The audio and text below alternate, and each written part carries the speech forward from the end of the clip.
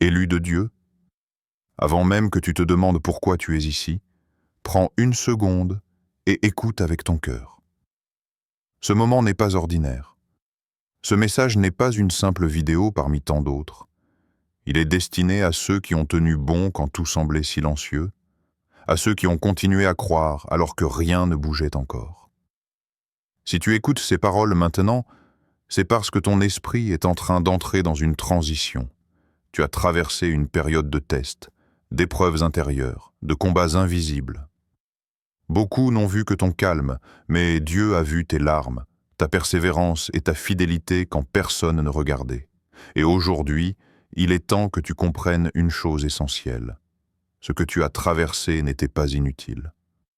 La Bible nous rappelle que Dieu façonne avant d'élever, qu'il éprouve avant d'honorer. Ce que tu appelais lenteur était en réalité une préparation. Ce que tu percevais comme un blocage était un entraînement pour ce qui vient maintenant. Car lorsque Dieu termine un test, il n'oublie jamais d'annoncer la promotion qui suit. Reste attentif jusqu'à la fin de cette vidéo. Ne quitte pas ce moment trop vite. Je te promets qu'à la fin, je prierai pour toi, une prière spécifique, profonde et intentionnelle, afin que tu entres pleinement dans cette nouvelle saison que Dieu prépare pour ta vie. Ouvre ton esprit, apaise ton cœur et laisse ce message te parler. Ce n'est pas une coïncidence si tu es encore là. C'est un appel. Avant d'aller plus loin, je veux que tu poses un acte simple mais puissant. Pas plus tard, pas à la fin. Maintenant. Écris dans les commentaires, mot pour mot, « Seigneur, je reçois ma couronne et j'entre dans la nouvelle saison que tu as préparée pour moi. » Ne vois pas cela comme une phrase ordinaire. Dans la Bible, la parole déclarée avec foi ouvre des portes. Ce que tu écris est une décision intérieure rendue visible.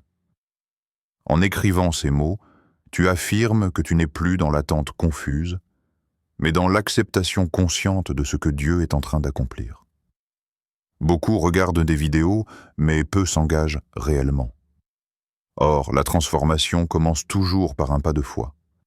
Ce pas peut sembler simple, presque discret, mais il marque un tournant profond. Tu reconnais devant Dieu que le temps du test touche à sa fin et que tu es prêt à porter ce qu'il a préparé pour toi. L'heure mentionnée dans ce message, 3h33 du matin, n'est pas là pour impressionner, mais pour rappeler ces moments où tout dort, où le bruit du monde s'éteint et où Dieu parle au cœur de ceux qui veillent encore. Si ce message te touche, c'est parce que ton esprit est éveillé, même quand la nuit semble longue. Écris ces mots, puis reste avec moi.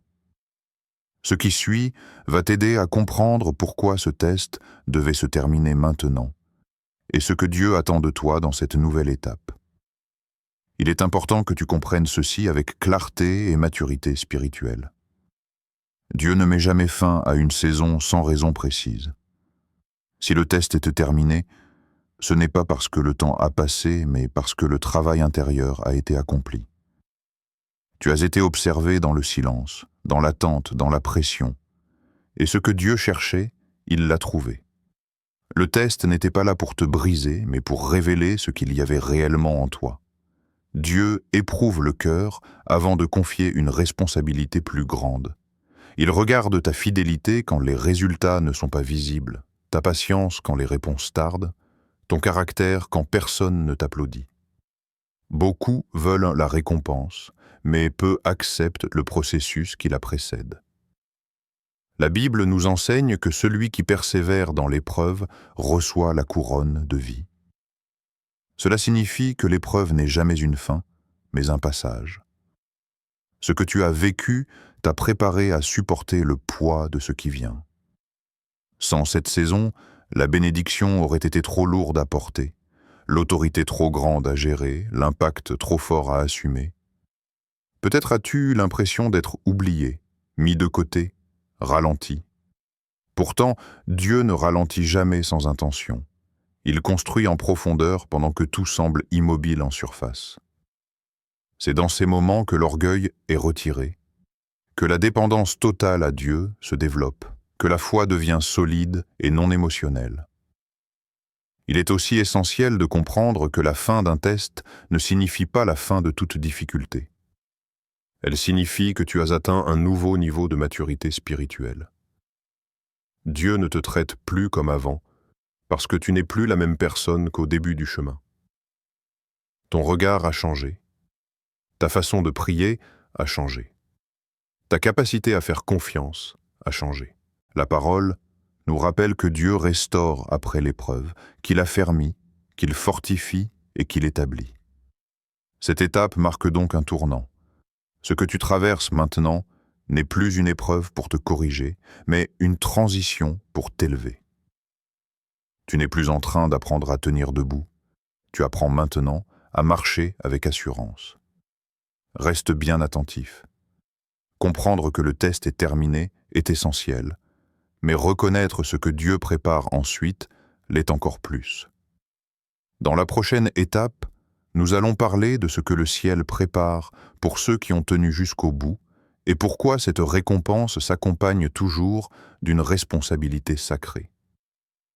Lorsque la Bible parle de couronne, elle ne parle jamais d'un simple symbole décoratif. Une couronne représente une responsabilité confiée, une reconnaissance accordée à ceux qui ont prouvé leur fidélité dans le secret. Si le ciel prépare ta couronne, c'est parce que ton caractère a été formé pour la porter sans se perdre. Beaucoup désirent être élevés, mais peu comprennent ce que l'élévation exige intérieurement. Une couronne n'est pas donnée pour flatter l'ego. Elle est placée sur une tête capable de rester humble. Dieu n'élève jamais quelqu'un pour qu'il se glorifie lui-même, mais pour qu'il serve avec plus d'impact, plus de sagesse et plus d'amour. C'est pour cela que le test devait durer. Il fallait s'assurer que ton cœur resterait droit une fois honoré. La couronne biblique est liée à la persévérance. Elle est associée à ceux qui ont refusé d'abandonner quand le chemin devenait lourd, à ceux qui ont continué à obéir même sans comprendre. Elle symbolise aussi la victoire intérieure, victoire sur la peur, sur la fatigue morale, sur le découragement silencieux. Avant de recevoir quoi que ce soit extérieurement, tu as remporté des batailles invisibles. Il est important que tu comprennes ceci. Dieu ne prépare pas ta couronne pour plus tard, comme une idée lointaine. Il la prépare maintenant, parce que la saison change maintenant. Mais avec la couronne vient aussi une exigence plus grande. Ce que Dieu va te confier demandera plus de discipline, plus de discernement et plus de fidélité. Tu ne pourras plus fonctionner comme avant parce que tu n'es plus appelé au même niveau. Dans la parole, Dieu avertit souvent ses serviteurs de garder fermement ce qu'ils ont reçu, afin que personne ne prenne leur couronne. Cela signifie que tout ce que tu as traversé peut être protégé ou perdu selon les choix que tu feras après l'élévation. La couronne se porte avec vigilance. Elle s'honore par l'obéissance continue. Si le ciel prépare ta couronne, ce n'est pas pour t'isoler, mais pour t'établir. Tu es appelé à influencer, à guider, à encourager, parfois même à porter les fardeaux des autres. C'est pour cela que Dieu t'a appris la compassion dans la douleur, la patience dans l'attente et la foi dans l'obscurité. Chaque larme avait un but. Chaque silence avait une leçon. Ne regarde donc pas ce qui vient avec légèreté. Reçois-le avec gratitude et respect. Ce que Dieu place sur ta vie est précieux, et il t'a préparé précisément pour ne pas en être écrasé. La couronne n'est pas une récompense finale, c'est le début d'une mission plus élevée. Reste avec moi, car maintenant que tu comprends ce que représente cette couronne, il est temps de parler du moment précis où Dieu agit, de ces heures de veille où le ciel parle clairement à ceux qui sont prêts à écouter. La prochaine étape va t'aider à discerner ce temps particulier et ce que Dieu y accomplit dans le secret.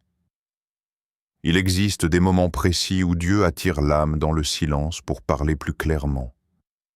La nuit a toujours été, dans la Bible, un temps de révélation, de visitation intérieure et de réalignement profond.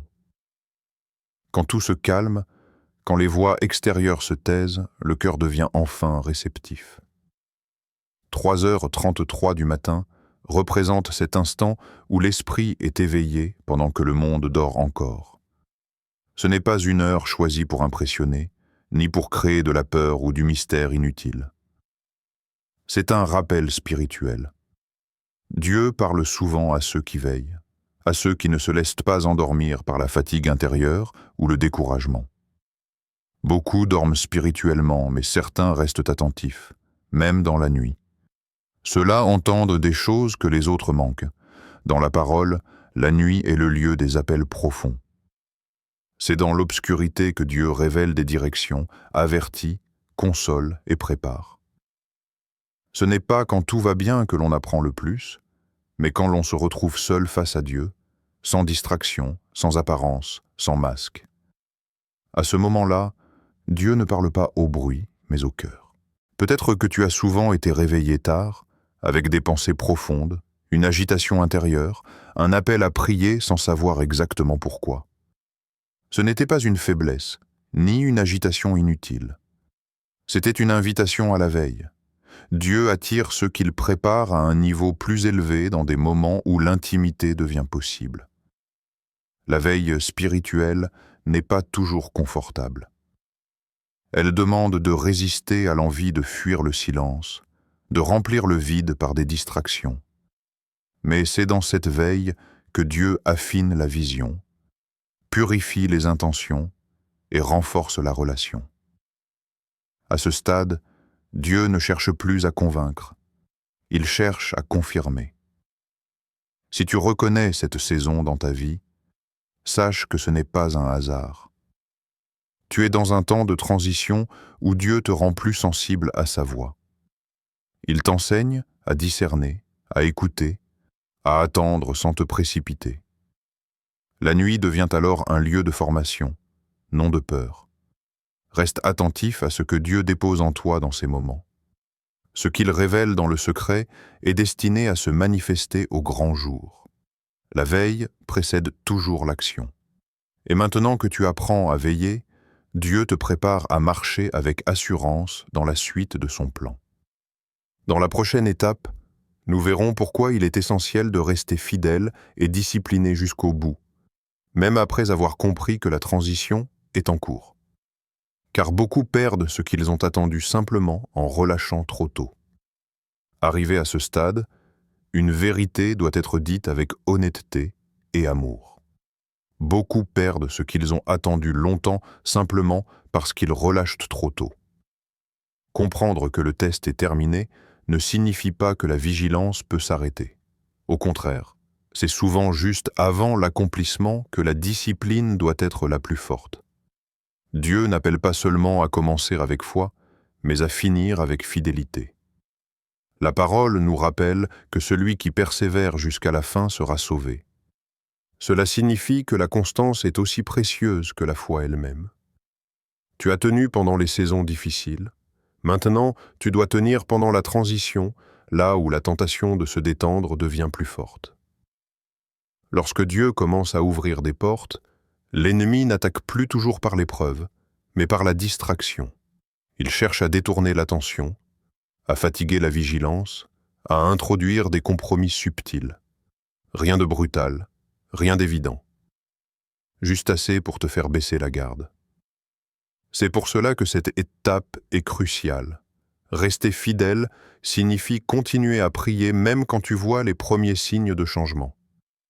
Continuer à marcher droit, même quand la reconnaissance arrive. Continuer à obéir, même quand la pression diminue. Le caractère se révèle autant dans l'abondance que dans l'attente. Dieu observe comment tu gères l'espoir renaissant. Il est aussi important de comprendre que la bénédiction attire des responsabilités nouvelles. Ce que Dieu t'accorde maintenant demandera plus de maturité, plus de maîtrise et plus de sagesse. Tu ne peux pas accueillir une nouvelle saison avec les habitudes de l'ancienne. Certaines choses doivent rester derrière toi pour que la suite soit saine et durable. La Bible enseigne que Dieu discipline ceux qu'il aime, non pour punir, mais pour affermir. Cette discipline devient maintenant intérieure. Garder un cœur pur, une intention droite, une obéissance sincère. Tu n'as pas traversé tout cela pour t'arrêter à quelques pas de l'accomplissement. Reste donc ancré, lucide et aligné. Ce que Dieu a commencé, il le mènera à terme. Ta part, maintenant, est de ne pas abandonner la fidélité au moment même où la promesse commence à se manifester. Dans la dernière étape, nous allons sceller ce message par une prière. Une prière profonde, intentionnelle, qui couvrira ta vie, ta nouvelle saison et tout ce que Dieu prépare encore pour toi. Reste jusqu'au bout. Nous arrivons maintenant à la fin de ce message. Et si tu es encore ici, ce n'est pas anodin. Cela signifie que ton cœur a reconnu quelque chose de vrai, de profond, de juste. Tu as compris que le test est terminé, que la transition est réelle, que le ciel prépare ce qui vient ensuite. Tu as compris que la couronne n'est pas un symbole vide, mais une responsabilité confiée à ceux qui ont tenu bon jusqu'au bout. Tu n'as pas traversé ces saisons pour rien. Les nuits silencieuses, les combats intérieurs, les moments où tu te sentais seul, tout cela a façonné une force que rien ne pourra t'enlever. Dieu n'oublie jamais ceux qui lui restent fidèles quand personne ne regarde. Et aujourd'hui, il t'invite à entrer dans une nouvelle étape, avec plus de clarté, plus de maturité et plus de paix. Comme je te l'ai promis au début de cette vidéo, je vais maintenant prier pour toi. Pas une prière rapide, ni routinière, mais une prière intentionnelle, prononcée pour sceller ce que Dieu est en train de faire dans ta vie. Prions, ensemble. Seigneur Dieu, je te remercie pour la vie de chaque personne qui écoute ce message en ce moment.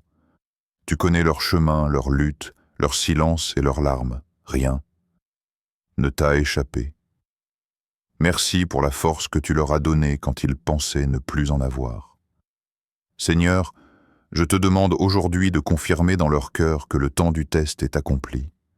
Là où il y avait de la fatigue, apporte le repos. Là où il y avait du doute, apporte la paix. Là où l'attente semblait trop longue, renouvelle l'espérance. Je te demande de les couvrir de ta protection. Protège leur esprit, leur cœur et leurs décisions dans cette nouvelle saison. Donne-leur le discernement pour reconnaître ce qui vient de toi et le courage de refuser ce qui pourrait les détourner. Seigneur, fortifie-les pour porter ce que tu leur confies. Donne-leur un cœur humble, fidèle et obéissant. Qu'ils ne perdent jamais de vue pourquoi tu les élèves. Qu'ils marchent avec sagesse, amour et vérité. Je te confie leur avenir, leur appel et leur mission. Que tout ce que tu as préparé pour eux s'accomplisse en son temps, selon ta volonté parfaite. Qu'aucune peur, aucune fatigue, aucune voix extérieure ne les fasse reculer. Merci Seigneur. Parce que tu es fidèle, merci parce que ce que tu commences, tu l'achèves toujours. Amen.